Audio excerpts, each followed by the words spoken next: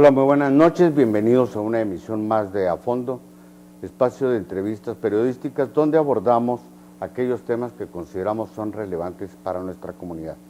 Usted sabe, la semana pasada y la anterior hablamos de justicia, pero hablamos en ese caso de las reformas que se hicieron a la ley orgánica del Poder Judicial y bueno, exploramos algunos de los ejes que consideramos que son trascendentes. Y ahora vamos a hablar de otro tema de justicia, pero en general del proyecto o de la iniciativa de impulsar un sistema de justicia oral, tanto ya no solo en el ámbito penal, sino también en el familiar y en el civil. Y para eso vamos a iniciar esta entrevista con dos personajes que han impulsado este sistema de justicia oral, uno en el ámbito legislativo y otro pues, en el ámbito ejecutivo. Me refiero al licenciado Benjamín Palacios Perches, bienvenido. Bien, él es director de Servicios Parlamentarios y Vinculación Ciudadana. Y Vinculación Ciudadana. Vamos a empezar por ver el proceso legislativo, cómo se da esto.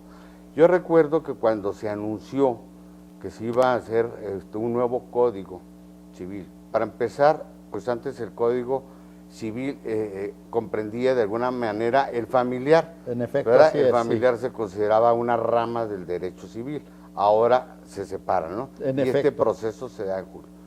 ¿Cuáles fueron los motivos, razones para llevar a esta separación? Quisiera entrar por esto.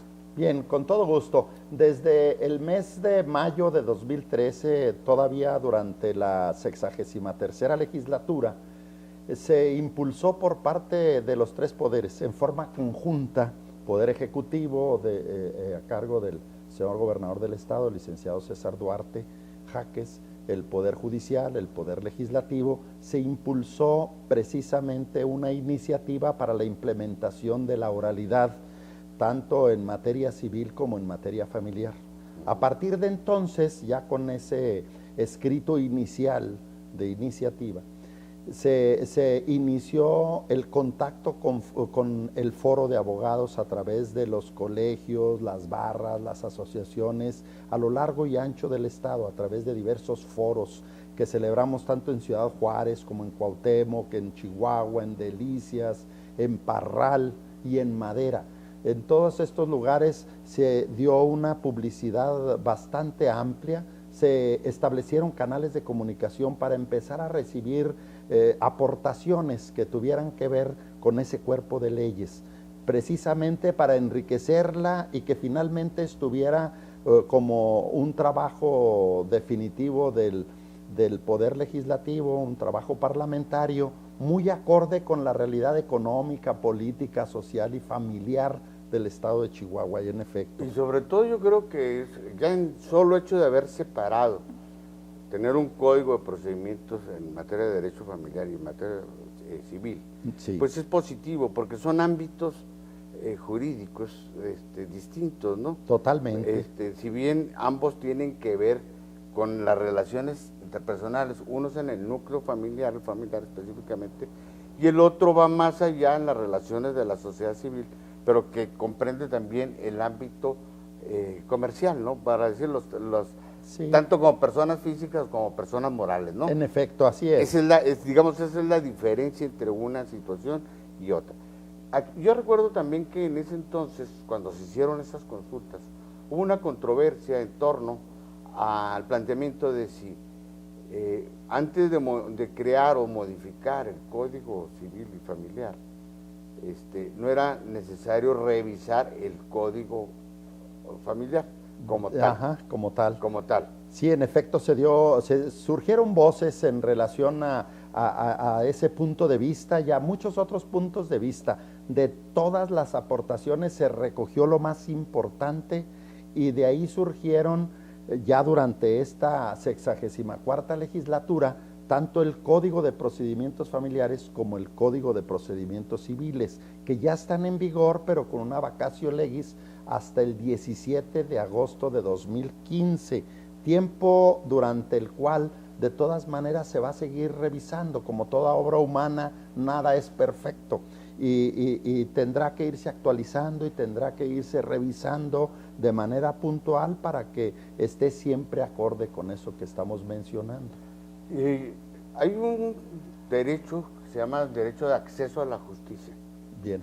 Que yo considero pues es la piedra angular de todo Estado de Derecho. En efecto, así ¿verdad? es. Porque es la llave que abre el acceso a todos los otros derechos. En efecto. Y ese derecho establece dos principios o tiene dos ejes fundamentales, que es el derecho a la igualdad y el derecho a la no discriminación. ¿Por qué menciono esto? Porque mucha gente visualiza el acceso a la justicia solo en términos del ámbito penal, no de estas otras ramas del derecho, que en donde pues es muy importante. Pero yo le di una pasadita, no digo que lo estudié y lo quiero confesar, nomás le di una pasadita a los lineamientos generales del código. Y me llamó mucho la atención, y se repite en 3 páginas, la figura de incapaces. Y me llamó porque no entendí qué expresamente a qué se refiere, porque habla bueno, cuáles son los ámbitos de acciones, atribuciones, competencias que tienen en el marco del derecho civil, pero 2 veces se habla de incapaz. Me pareció incorrecto, bueno, si se está hablando de gente no habilitada mentalmente o jurídicamente, o a qué se refiere, porque se oye un término peyorativo. Lo menciono porque ustedes están en esa situación. Y otro que me llamó la atención es de que no dice nada referente, por ejemplo, a otros conceptos que tienen que ver con la familia, como es la vida familiar de las comunidades indígenas. Tampoco se aborda. ¿Por qué? Bien, la corriente general a nivel internacional es de estar cada vez más metidos en el respeto a la convencionalidad.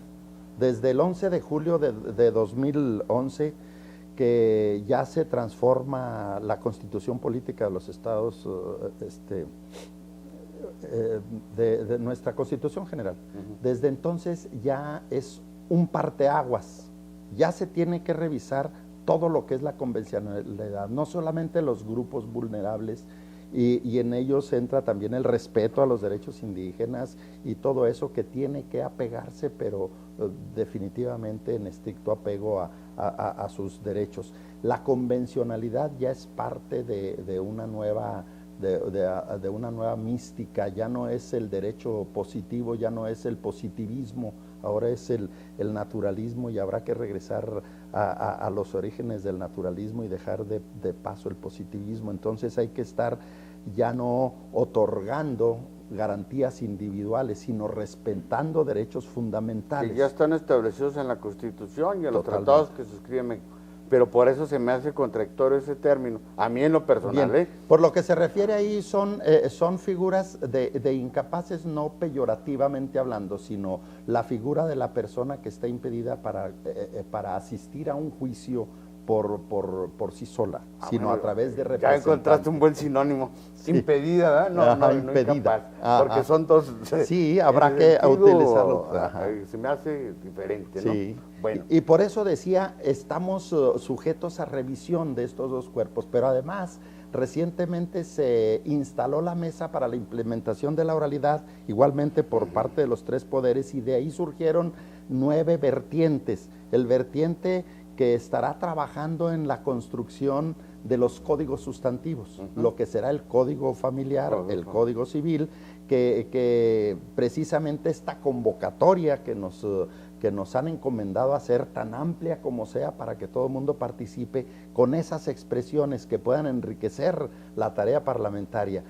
Se trata de que escuchemos todas las expresiones. Hay mucha experiencia en el foro de abogados, postulantes, litigantes, que durante toda una vida han hecho un desempeño extraordinario de su profesión, y que tienen muy claro detalles como los que tú nos estás mencionando en este momento, y que tendrán que ser tomados en cuenta. Esa es la intención propiamente dicho, La vertiente de códigos sustantivos recibirá lo que por conducto de nosotros, por estos canales de comunicación que estamos estableciendo para que de manera muy ágil lleguen todas las expresiones a las mesas de dictamen, puedan estar en condiciones de irse tomando en cuenta. Habrá cosas más importantes, habrá menos importantes, pero todas tendrán que revisarse para que entre todos podamos construir esto que pretende ser una cosa muy acorde con la realidad económica, política, social, familiar del estado de Chihuahua. Y en ese ámbito que estás planteando, yo creo que es importante, desde la perspectiva legislativa, ¿cuál fue el porqué de esta reforma? O sea, porque me estás varias veces que me dices que es para adecuarla al contexto social, cultural que se vive en la entidad. ¿Se refiere solo al que es el estado que tiene el sistema de oralidad más avanzado o hay otros factores de otra naturaleza que se tomaron en consideración? Sí, el sistema tradicional, el que actualmente está vigente, que es preponderantemente escrito, tiene un camino muy largo que recorrer. Hay aspectos que se tienen que ir tocando y por la naturaleza mismo de ser tradicionalmente escrito, lo hace más lento, más tortuoso, pero además hay alguna serie de acciones que se pueden seguir y que pueden detener los juicios y que se pueden ir alargando y hacerlos más largos y que hay juicios que duran 1 año, 2 años, 3 años. Y a veces hay cuestiones que empiezan bien, pero durante el transcurso se descomponen y no terminan tan bien. Por ejemplo, un juicio sucesorio intestamentario, que con el sistema tradicional actual escrito, en ocasiones se lleva de 8 meses a 1 año, 3 meses, 4 meses, en condiciones así muy normales, pero que son cosas muy sencillas que con el nuevo esquema pueden resolverse mucho más ágilmente. Por ejemplo, actualmente, pues si el cónyuge supérstite es la mamá, la mujer, la que sobrevive, y los hijos son mayores de edad y están de acuerdo en repudiar la herencia a favor de la madre y acreditan con el acta de función de que falleció el de cuyos y con el acta de matrimonio, las actas de nacimiento de todos los que concurren, están todos presentes, todos están de acuerdo. Bueno, con este esquema actual se agiliza. Vamos a una pausa comercial y regresamos de inmediato. Quédese con nosotros.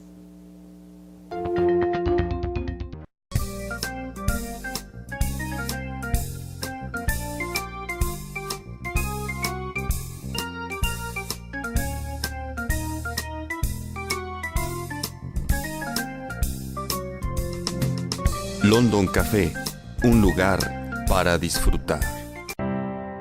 Nací en el corazón de Chihuahua, con cimientos fuertes, orgullosos. En lo más profundo de mí nació la universidad, alegre, luchadora, noble. En mi interior he escuchado arengas, discursos revolucionarios, cuna del pensamiento universitario. Por mis ventanas escucho a mi ciudad, observando el devenir de Chihuahua y con él el de mi universidad. Aquí se escribe su historia, se transforma y se nutre de quienes han dirigido sus destinos desde su origen. Con amor florece en mí la cultura y el arte, el pensamiento y la voz de quienes con orgullo le dan sentido a mi existencia. Los universitarios. Orgullo de ser Watch.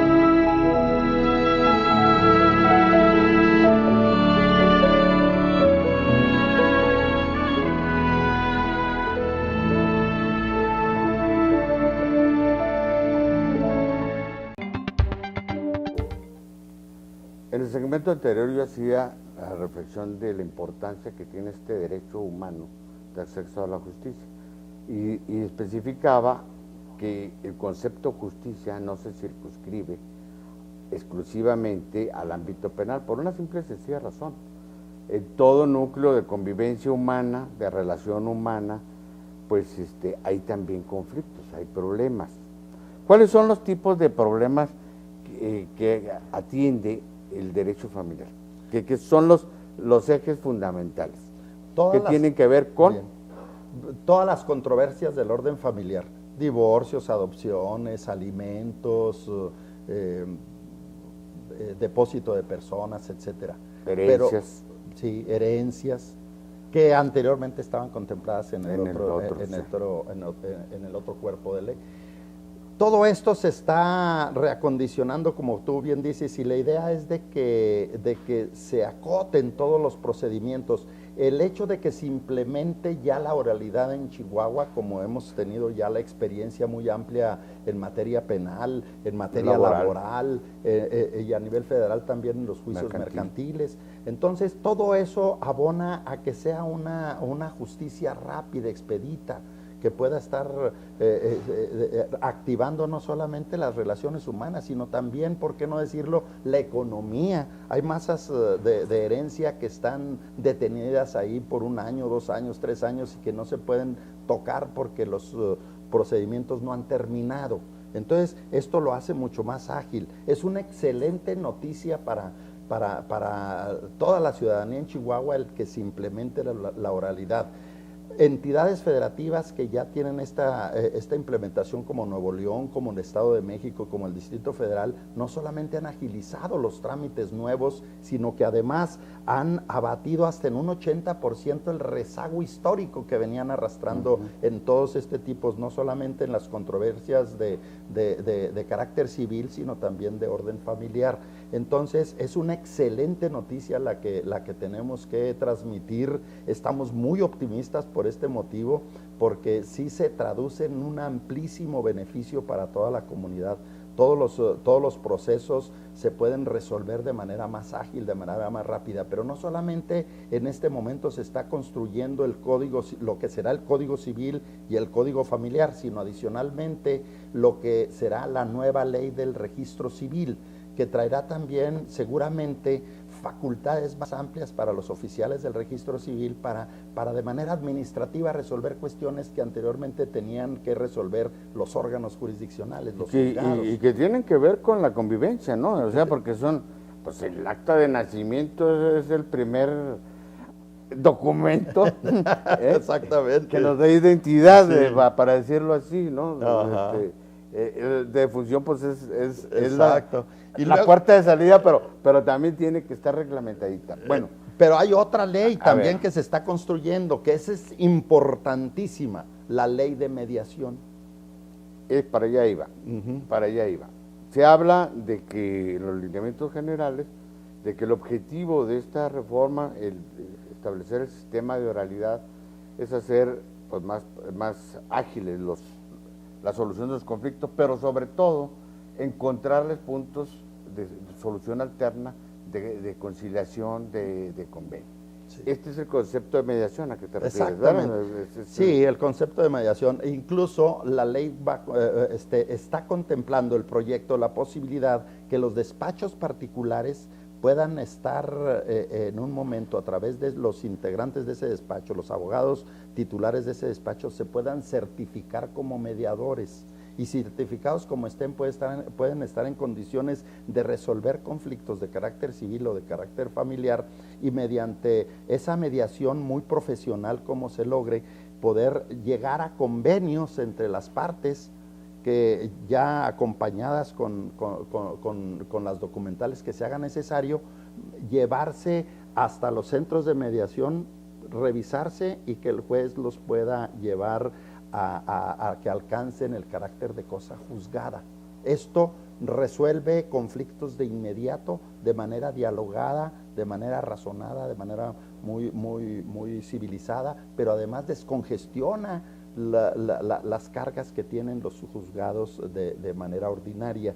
y pueden estar en condiciones ahora los despachos privados de estar participando de una manera mucho más amplia en la solución de los conflictos entre las partes que así lo tengan, tanto de carácter familiar como de carácter civil. Esto va a ser extraordinario. Sí, claro. Hasta donde tengo entendido, me hablas de que los abogados particulares pues, van a asumir ese papel de conciliador, de mediadores.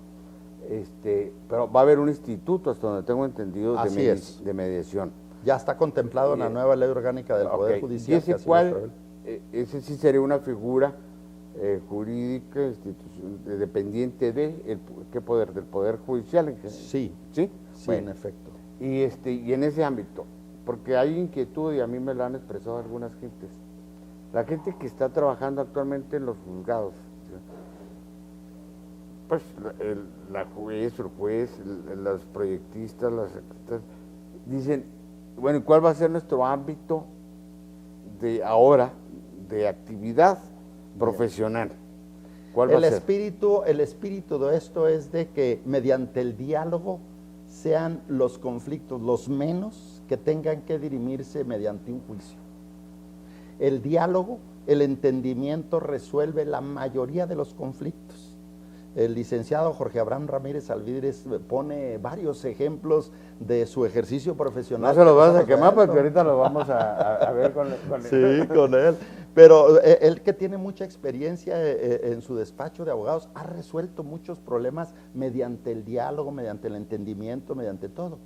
Con un esquema precisamente que es lo que también estamos buscando en otra vertiente, con un esquema de estar pensando en función de mediadores, pensando en función de resolver problemas. Por eso también una vertiente es contacto con universidades e instituciones de educación superior para ir invitando a las que todavía no tienen, porque algunas ya avanzaron, para que vayan transformando sus programas de estudio y vayan incorporando materias relacionadas con mediación, con oralidad, con habilidad para la solución de problemas. Entonces ya las nuevas generaciones de profesionales del derecho ya vendrán con una visión distinta de lo que es el derecho y la función y los alcances del derecho, sobre todo en esta materia. Pero la pregunta es, ¿quiénes van a integrar o cómo se va a convocar o con qué figura para los del Instituto de Mediación? ¿Van a ser del Poder Judicial? ¿Van a ser estos abogados particulares? ¿Cómo va a funcionar eso con el ámbito privado y el ámbito público? El Centro Estatal de Mediación tendrá sus funciones específicas.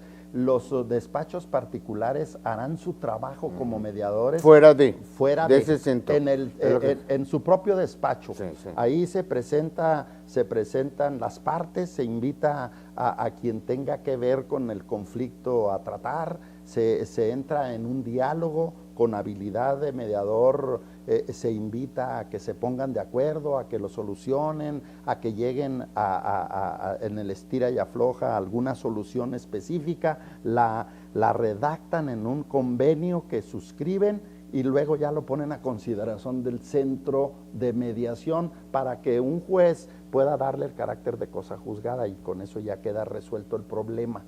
Entonces, de esa suerte va a ser. Esa es la etapa previa y cosa juzgada por parte de este centro donde van a estar los jueces. Sí, okay. Exactamente. Los jueces, cuando de plano en los centros de mediación o en los despachos particulares certificados como mediadores no se encuentra una solución porque de plano las partes están muy encontradas, muy enfrentadas y de plano no están en condiciones de llegar a un acuerdo, de suscribir algún convenio, entonces ya se dejará en libertad para que sigan un juicio que tendrá la característica de juicio oral.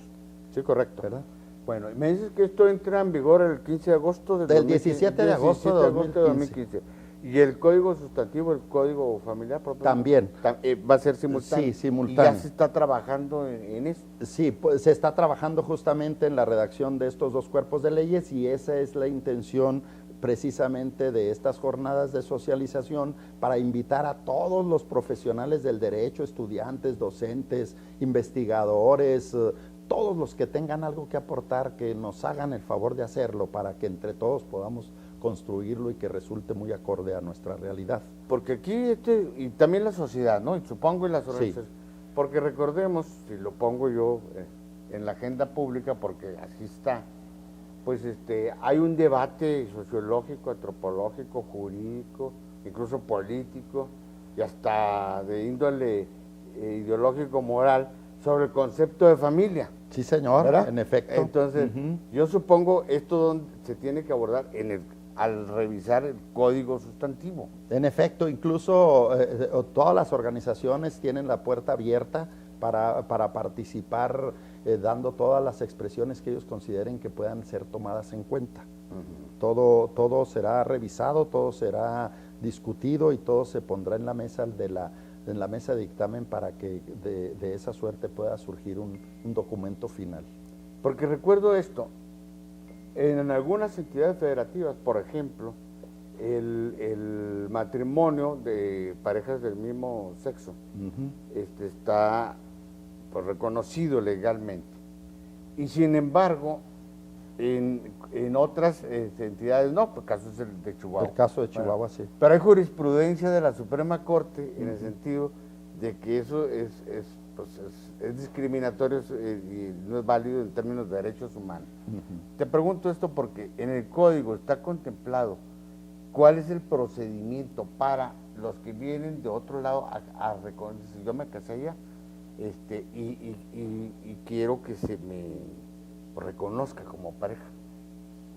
Bien. ¿Ya lo analizaron eso? Todo eso se está analizando, todo eso estará contemplado en el nuevo Código Civil y en el Código de Procedimientos Civiles también la forma en que habrá de realizarse, pero principalmente en el Código Civil, pero apenas se ha iniciado la construcción del código. La construcción del código, y por eso es la invitación muy amplia para que todas esas voces se sumen, y en efecto tenemos que armonizar conforme a los criterios de la Suprema Corte de Justicia de la Nación, conforme a lo que es inevitable y que tiene que estarse legislando en relación a lo que en muchas latitudes ya es una realidad.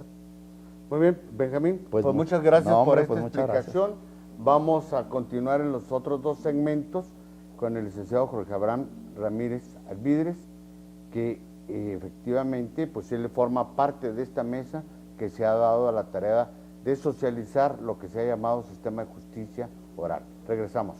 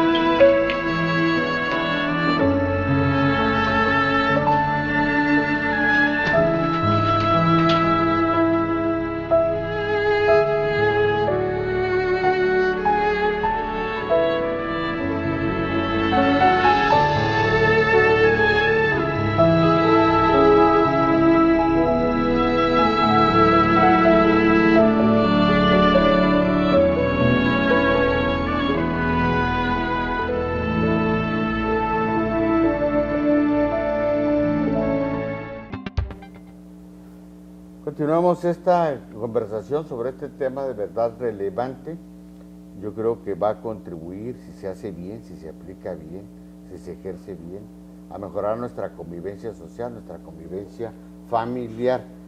Y yo empiezo por eso, porque normalmente a mí me ha gustado que hayan iniciado esta mesa de socialización, porque normalmente cuando se inician procesos nuevos y se hacen modificaciones en los esquemas de procuración de impartición de justicia, pues se abocan nada más a los operadores, a los que directamente están, en la vieja concepción de que la justicia es asunto de abogados, ¿verdad? Y yo siempre he dicho que la justicia es algo tan serio que no hay que dejarla en manos solo de los abogados, ¿verdad? Sí. Como la política, que es algo tan serio que no hay que dejarla solo en manos de los políticos profesionales. Y me gusta entonces el concepto de socialización. La pregunta es, ¿qué es lo que ustedes consideran es el eje central de esto? Lo que hay que posicionar socialmente, para decirlo en términos de mercadotecnia, ¿qué es lo que van a vender? ¿La mediación o la oralidad? Ese es el tema. Acuérdate que tenemos un sistema de justicia oral en materia penal. Y fíjate cómo lo tuvimos que plantear como un sistema de justicia oral en materia penal. Porque al principio nos vendieron juicios orales. Exactamente. Y hay gente a la que se le resuelve sus conflictos a través de la justicia alternativa, de la justicia restaurativa, una salida alterna, les da la posibilidad de un acuerdo, una negociación, y siguen queriendo ver al juez, siguen queriendo tener su juicio y siguen queriendo que alguien dicte una sentencia que haga válido la situación que sucedió frente a quien ellos creen es una autoridad que no es válida hasta ese momento porque lo ven a la gente investigador como parte de la policía. Ajá.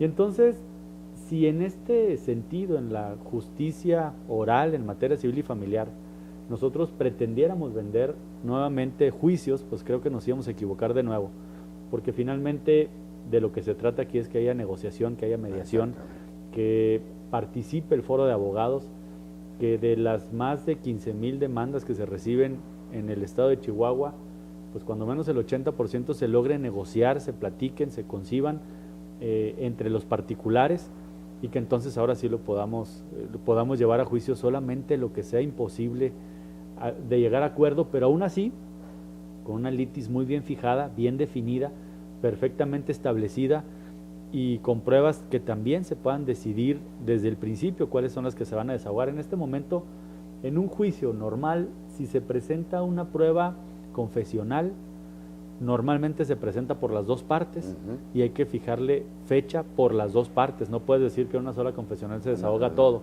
y eso ya te da un tiempo importante que se va consumiendo respecto a la impartición de justicia.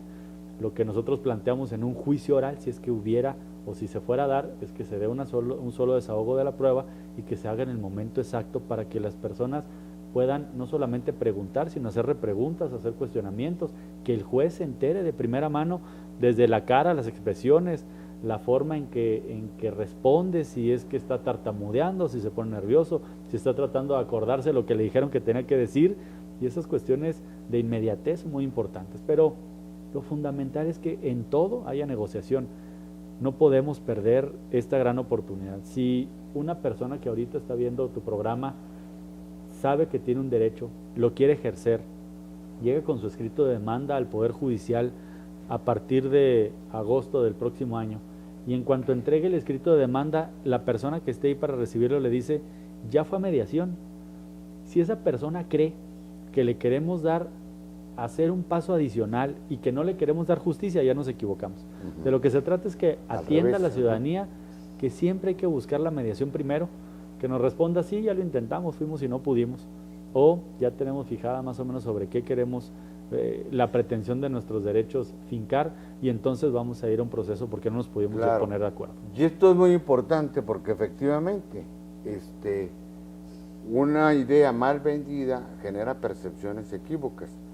El hecho de que en el sistema de justicia penal no se llegue a juicio, no se sobresaturen los juzgados, pues sería un éxito, y la gente lo percibe como un gran fracaso. Pues no nos dijeron que iba a haber juicios orales y no nos dijeron que ese iba a ser el sistema de justicia.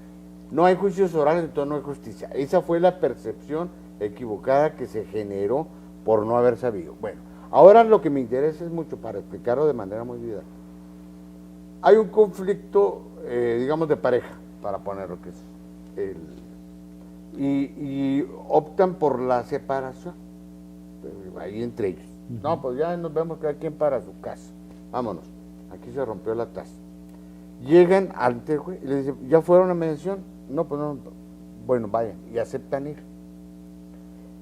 Y ahí, yo sé cuál es el esfuerzo de mediación, explicarle los alcances, la importancia que tiene, todo esto que digo. Pero si de por medio hay un bien material, sí, ¿verdad? Sí. Entonces, no, si están de acuerdo, entre comillas, los dos, en que ya no pueden convivir porque no son compatibles en caracteres, en gustos, por lo que sea. Pero no hay una disolución real del vínculo. Pero sigue habiendo un polo de atracción que es el bien material, ¿no? Entonces, y ahí es donde varían las posiciones, y es donde realmente está el litigio, la litis, como se dice. No es propiamente ya la relación afectiva, es el bien material. A ver, por ejemplo, ahí vamos desentrañando. Esa es la situación. Ojalá que esa pareja fuera con Benjamín Palacios, porque se junta hasta los que estaban separados. Porque debemos entender que la disolución del vínculo conyugal no es la respuesta a un problema. Al contrario, creo que ahí empiezan a nacer los problemas. Y la verdad es que esa es la diferencia de la justicia oral que estamos planteando. A lo mejor nos podríamos encontrar en un juicio ordinario, como hoy se lleva, que resolvamos el tema de disolver el vínculo, pero la disolución del vínculo estaba principalmente en el sentido de que el hombre pidió el crédito para que les dieran la casa y los suegros de él le habían prestado el dinero para dar el enganche, y entonces a la hora que se quieren separar, pues la señora dice la casa es mía y el hombre dice lo mismo, y eso nos lleva a un conflicto que hace mucho más dura y más tensa el terminar con la relación conyugal solamente. Entonces hoy lo que se trata es que vayamos a una negociación y que alguien especialista en negociaciones pueda definir perfectamente sin temor a equivocarse cuál es la entraña del problema real. Y cuando encuentre eso, seguramente que las demás soluciones van a ir cayendo como van cayendo una tras otra. Pero de lo que se trataría, lo que sucedería en un caso como este es, primero, acuérdate que en materia penal el interés es público. Sí. Y entonces el Estado debió haber proveído de todo lo necesario para que hubiera justicia. Tuvo los centros de justicia alternativa, tuvo que profesionalizar su policía, tuvo que hacer centros periciales muy importantes, tuvo que crear una fiscalía especializada, tuvo que poner los tribunales, tuvo que hacer todo, las cárceles, las prisiones, todo para que hubiera justicia. En materia penal y civil y familiar, perdón, el interés es privado. Y el Estado debe de proveer, sí, pero no debe de tener todo el aparato. Entonces tendremos un instituto de mediación al cual seguramente cuando vayas tú a solicitar una cita, pues te la van a dar el día que tengan y a la hora que puedan. Y te van a decir, traigas a la persona con la que quieren mediar y desde ahí vas a empezar a tener problemas.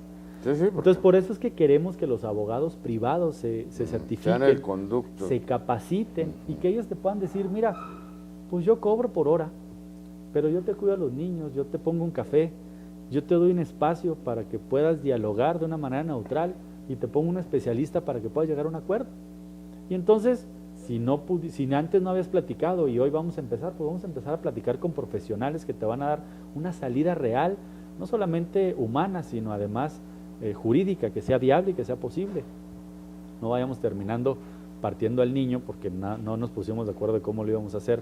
Y de lo que se trata es que podamos encontrar el entendimiento que sea necesario para que los hijos puedan convivir con los padres y para que sea viable el acuerdo. Hoy nos encontramos, no te imaginas qué cantidad de juicios en el que el esposo dice, ok, le dejo la casa a mis hijos y ahí que vivan ellos con su mamá, pero que no meta a nadie a vivir. Bueno, es que cuando ya entregas un bien, ya no le puedes poner restricciones, y de esas los abogados a veces nos aprovechamos, porque los abogados nos aprovechamos y lo ponemos sabiendo que es imposible de cumplirse. Claro. Y que no le podemos exigir el cumplimiento. O la pongo en la otra cara de la moneda, cuando está el litigio sobre el derecho a la alimentación, que tiene que pagar una pensión el jefe de familia para mantener a los hijos. Y dice, pero es que yo no puedo pagar eso. Y yo he escuchado abogados que dicen, tú fírmale, hombre, al cabo no vas a cumplir. Sí. Bueno, en esa lógica, en este esquema de mediación que me parece fundamental, importante, de darle una solución pacífica lo más armoniosa posible a los conflictos que los va a haber, ¿cómo hacerle para que esto, a la postre, si no se cumplen esos convenios, si una de las partes, ¿verdad?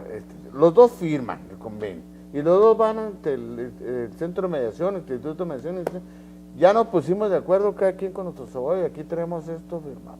Queremos que sea cosa juzgada. Pero a la vuelta de la semana viene la señora, voy a decirlo así, y dice, este irresponsable no cumplió, ¿verdad? Yo por eso no quería firmar y ustedes me embarcaron en esta situación porque no me ayudaron a resolver. ¿Qué procede ahí? Lo que vamos a empezar es que primero es un acuerdo entre ellos, no entre los abogados. Sí. Eso es lo que esperamos, que sea un acuerdo entre ellos, y entonces sí, pues si alguien dijo yo me comprometo a dar 200 pesos por semana, esperamos que sepa que tiene que dar 200 pesos por semana. Si él sabía que no iba a cumplir, pues seguramente que la esposa también sabe cuál es la situación económica y le va a decir, a ver, no me das 100 pesos para el gasto, Menos menos me me vas vas a dar 200 por 200 semana, y que eso los empiece a negociar y que los empiece a acercar. Una vez que lo tengan y se tenga elevado al rango de cosa juzgada el acuerdo que ellos hayan tenido, hay que atender a que en materia familiar en particular, pero en materia civil y en todas las materias, pues las circunstancias van cambiando y por lo tanto los convenios tienen que cambiar. Pues una persona que trabajaba en la maquiladora y sabía que tenía un sueldo definido y hasta puede decir, una parte de esa la voy a entregar para que mi familia pueda subsistir, que dicho sea de paso, y yo se los he dicho mucho a gente que va a mi oficina, a mí no me pueden poner un porcentaje de cuánto le voy a dar a mis hijos, pues a mis hijos les doy todo lo que tenga y tantito más, pero hay muchos que sí le quieren poner 20%, 15%, 13%, o dame oportunidad de poderme conseguir una novia y poder salir en adelante y reconstruir mi vida. Atendiendo a eso, a que tienen que cambiar las circunstancias, entonces puede cambiar todo lo demás, ya tendrías en este convenio un documento ejecutable que lo llevarías ante un juez, ahora sí, y le dirías, mira, aquí está un convenio que realizamos, que está elevado a la categoría de cosa juzgada, y él no lo ha cumplido. Se le va a citar, va a ser ante el juez, y el juez definirá si hay alguna modificación que se tenga o que se pueda hacer, y si no, se ejecuta ahora sí este tipo de convenios. ¿Cuál es la diferencia y por qué hoy le tenemos tanta confianza a esto? Porque lo que vamos a hacer es fijar perfectamente la litis y entonces es mucho más fácil que sea ejecutable. Te lo voy a poner en el ejemplo de un juicio de desahucio. En este momento, tú inicias un juicio de desahucio por un inmueble que es tuyo, que alguien se lo apropió, que no te paga renta, que no quiere salirse de ahí, y entonces tú intentas obtenerlo y te vas a aventar un juicio de 2 años, en donde no te van a pagar, te vas a embroncar, y al final va a salir una sentencia en donde el juez va a reconocer tu acción, va a decir que tú tienes el derecho y que es tu propiedad, que te la entreguen, y te va a dar un papelito. Y ojalá que con ese papelito puedas ir a sacar al que está viviendo en esa casa. Claro que no. Vamos a una pausa y regresamos con este tema. Así con estos ejemplos creo que es más didáctico para comprender de qué se trata y cuáles son los alcances de este nuevo procedimiento oral y de mediación.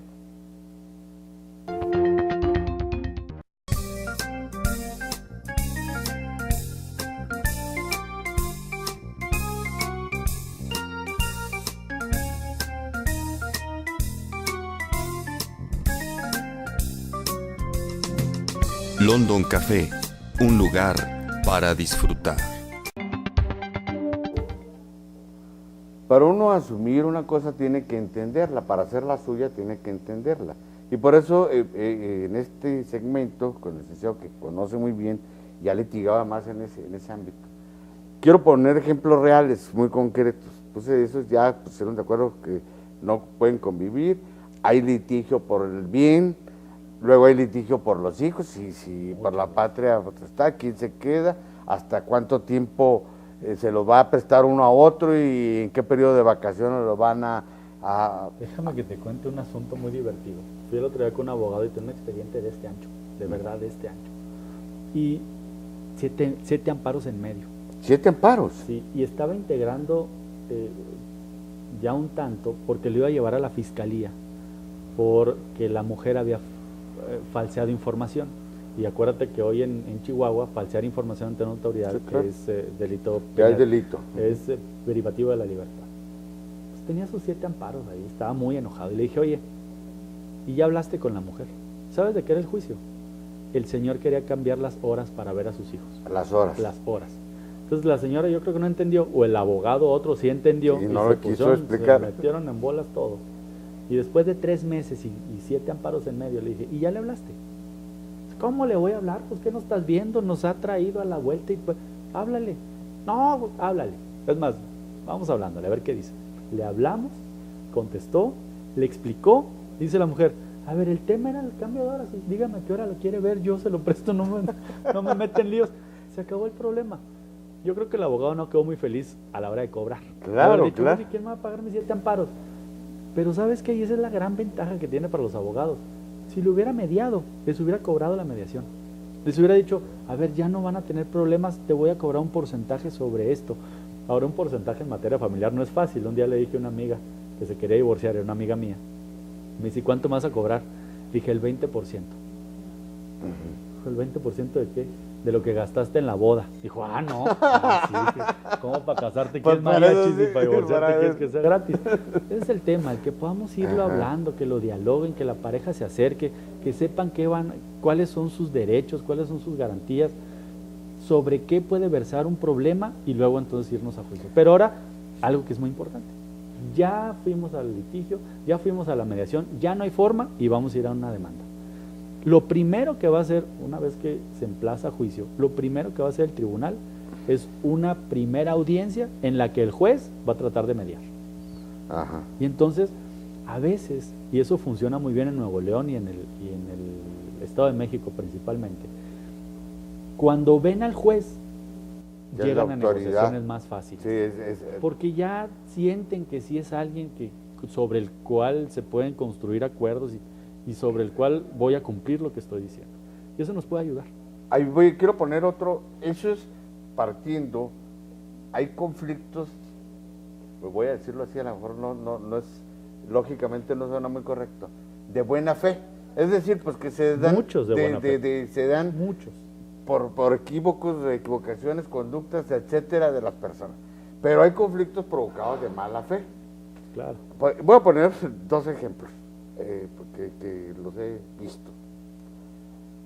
Hay muchachas, con todo respeto lo digo, que se dedican a vivir del embarazarse de 5 novios distintos y les cobran pensión. Y me lo han dicho a mí, esta es mi forma de vida y así vivo yo, de esto vivo. Y tienen 5 hijos de 5 padres distintos, ese es uno. Y hay otros que también tienen hijos regados por toda la otra cara de la moneda, y cuando les exigen la pensión, renuncian a los trabajos y trabajan por la libre, y no hay forma de acreditar legalmente. Ya hay mala fe, para no decir otra cosa, ¿no? Sí. Pero ya hay mala fe. Ahí en este esquema de mediación, ¿qué procedería? O esto no se puede, o esto qué. Siéntalos a negociar, encuentra a los cuál cinco, es el verdadero, 5. encuentra cuál es el verdadero problema. A lo mejor a estas personas les gusta la vida fácil y entonces consideran que los hijos son así como parte de la mercancía. Cuando se los haces ver, cuando se los haces notar, se dan cuenta y la verdad es que hemos tenido experiencias muy favorables en el sentido de que ellos saben pues que finalmente los hijos no pueden ser tratados de esta manera. Y a veces toman una conciencia importante. Ojalá que eso lo pudiéramos transmitir y cuando lo vea ante un juez, el juez le va a decir, porque nos pasa hoy, que también lo tendríamos que decir con mucho respeto, pero hay mucha gente que se acerca a la autoridad administrativa en particular, y le dice, oiga, pues es que ayúdeme, soy madre soltera de 3 hijos o de 5 hijos. Pues bueno, pues madre soltera de 1 va, de 2, de 2 todavía, pero de 3 ya, sí. Se me hace que lo están tomando como un modo de vida, y a lo mejor ahí lo que tenemos que entrañar es el por qué se está dando esta situación. Y los que renuncian, muchas veces, las más de las veces, es porque el abogado les dice que hagan eso. ¿Sabes? Ellos quisieran seguir trabajando, toda la gente es más, se siente más satisfecha cuando tiene un trabajo seguro, que tiene un salario. Yo veo a la gente mucho más feliz ir a cobrar su quincena que ir a cobrar una pensión o un apoyo que le dé el gobierno, porque no se sienten satisfechos con su vida cuando pasa esto.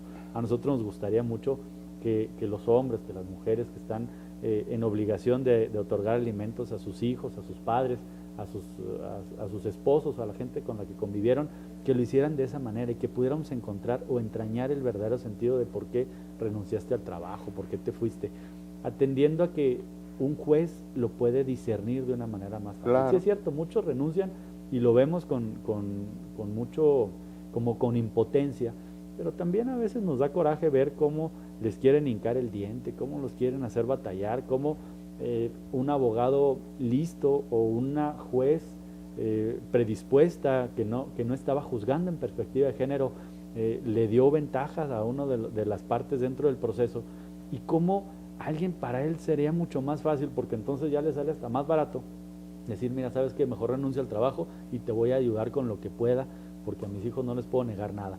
Pero luego cuando le dan a los hijos y les entregan y les compran útiles escolares y les ayudan con la escuela y los mandan de vacaciones y hacen todo lo posible por ellos y se les olvida firmar el recibo, entonces hay un abogado listo que va y dice, yo aquí te voy a ayudar. Y sabes que nosotros quisiéramos que los abogados en Chihuahua también nos siguieran ayudando, como lo han hecho hasta hoy, que hay algunos que son muy infelices con el propio derecho, con la propia profesión. Hay muchos otros que al contrario han sido sumamente respetuosos de este proceso. Y nos gustaría eso, que los abogados asumieran el papel que les corresponde. Y además que se entienda otra cuestión que yo al menos así la percibo. Esta forma de resolver los conflictos en el seno de una familia, particularmente de parejas, es una medida que contribuye a prevenir otros fenómenos más graves, ¿sí?, que se derivan de esas triquiñuelas, de esas soluciones supuestamente muy inteligentes, ¿verdad? Muy audaces, porque cuando llega al punto donde ya uno al otro se sienten no solo que no se están respetando los acuerdos, sino que se está ofendiendo a la persona, se están engañando a la inteligencia, y hay falta de respeto a la inteligencia, entonces viene la violencia. Pero mira.